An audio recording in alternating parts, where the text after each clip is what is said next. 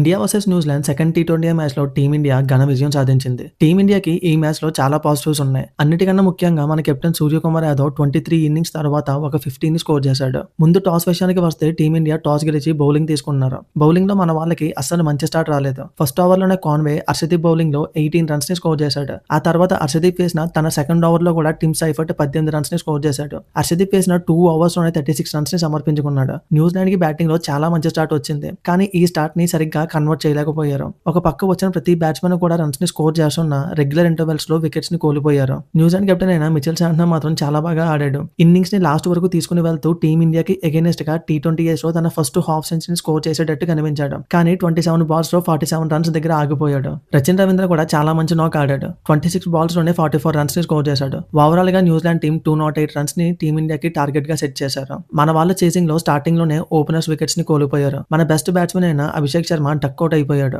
సంజు శాంసన్ మళ్ళీ single digit score కి out అయిపోయాడు. ఆ తర్వాత క్రీజ్ లోకి వచ్చిన ఇషాన్ కిషన్ అండ్ సూర్యకుమార్ యాదవ్ చాలా మంచి నాక్ ఆడారు. ఇషాన్ కిషన్ అయితే 32 బాల్స్ లోనే 76 రన్స్ ని స్కోర్ చేశాడు. తిలక్ వర్మ ఇంజురీ అవ్వడంతో ఇషాన్ కిషన్ కి వచ్చిన ఛాన్స్ ని చాలా బాగా యూజ్ చేసుకున్నాడు. మన కెప్టెన్ విషయానికి వస్తే చాలా డేస్ తర్వాత సూర్య దగ్గర నుంచి ఇంత మంచి నాక్ చూసాము. 37 బాల్స్ లోనే 82 రన్స్ ని స్కోర్ చేశాడు. సూర్యకి ఇది చాలా కాన్ఫిడెన్స్ ఇస్తుంది. మనం ముందు వీడియోలో చెప్పుకున్నాం దూబేని లాస్ట్ లో పంపుతుంటే ఆడలేకపోతున్నాడని, తన స్ట్రెంత్ కి ఆడనివ్వట్లేదని కూడా చెప్పుకున్నాం. కానీ ఈ మ్యాచ్ లో మాత్రం నెంబర్ 5 లో బ్యాటింగ్ వచ్చి 18 బాల్స్ లోనే 36 రన్స్ ని స్కోర్ చేశాడు. అంతేకాకుండా ఈ మ్యాచ్ లో తన కొట్టిన 3 సిక్సెస్ లో ఒక 6 అయితే 100 మీటర్స్ వెళ్ళింది. మిడిల్ ఓవర్స్ లో తను ఎంత విధ్వంసకరమైన బ్యాట్స్మెన్ అనేది మళ్ళీ ప్రూవ్ చేసుకున్నాడు.